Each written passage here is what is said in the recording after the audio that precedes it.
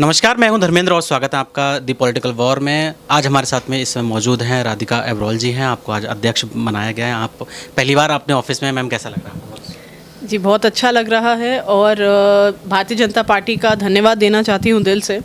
हमारे आदरणीय प्रदेश अध्यक्ष आदेश गुप्ता जी का, हमारी सांसद नई दिल्ली मीनाक्षी लेखी जी का, जिनके आशीर्वाद के बिना शायद ये मुमकिन नहीं था। और जैसा कि सब जानते हैं कि ये वो कमेटी है जो पिछले 10-11 साल से इसका चार्ज मेयर के पास ही होता था, लेकिन इस बार 2021 में इसको अलग किया गया है। तो मैं समझ सकती हूँ कि पार्टी को बहुत उम्मीद है और मेरी पूरी कोशिश रहेगी कि मैं उम्मीद उतरूँ। इलेक्शन सर पे है, इलेक्शन होने वाला है, तो क्या चुनौतियाँ मान रही हैं आप? देखिए, सबसे बड़ी चुनौती दिल्ली में, जब इलेक्शन की हम बात करते हैं तो दिल्ली में जो सरकार है, जो सिर्फ विज्ञापनों के माध्यम से ही चलती आई है, केजरीवाल सरकार, और सब जानते हैं कि उनके काम को अगर कहीं भी देखने की हम कोशिश करते हैं तो हमें सिर्फ विज्ञापनों पे दिखता है, हमें ज़मीनी स्तर पे कोई काम नहीं दिखता। तो सबसे बड़ी चुनौती ये है कि मेरी कोशिश रहेगी कि अगर वो विज्ञापन लगाना भी चाहते हैं तो उन चीज़ों के लगाए जो उन्होंने किया है, और जब हम इस कंडीशन को डालेंगे तो आई एम श्योर कि उनको कोई विज्ञापन लग ही नहीं पाएगा। लोगों के लिए क्या संदेश देना चाहेंगी? आपके आने से क्या बदलाव, क्या नए लाभ मिले?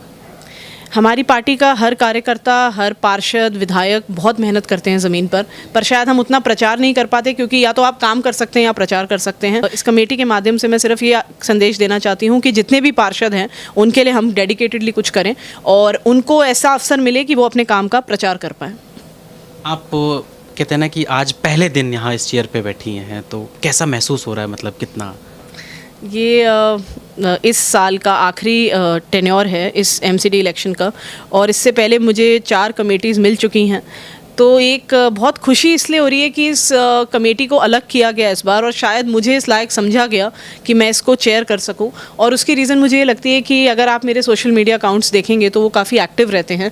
And if I really talk about this committee, तो ये एक वो कमेटी है जो आपके सोशल मीडिया को डायरेक्टली इन्फ्लुएंस कर सकती है, प्रोवाइडेड कि आपको पता हो कि आपको क्या मैसेज जनता में देना है। और अंत में सिर्फ ये कहूँगी कि पार्षद बहुत हैं, कार्यकर्ता बहुत हैं, और किस्मत की बात होती है कि कोई इस कुर्सी तक पहुंचता है, लेकिन इस कुर्सी तक पहुंचाने वाले जो लोग हैं, हमारी भारतीय जनता पार्टी के जो कार्यकर्ता हैं, जिसको हम अपनी रीढ़ की हड्डी समझते हैं, दुनिया की सबसे बड़ी पार्टी हम ऐसे ही नहीं बने, और इस कुर्सी तक पहुंचाने के लिए विशेष रूप से मेरे अध्यक्ष जी आदेश गुप्ता जी, दिल्ली प्रदेश अध्यक्ष भाजपा से, और मेरी सांसद जी जो अब केंद्रीय मंत्री बन चुकी हैं, उनके मार्गदर्शन में ही, उनकी बातों को सुन के, समझ के, अप्लाई करने के बाद ही हम यहाँ तक पहुँचे हैं।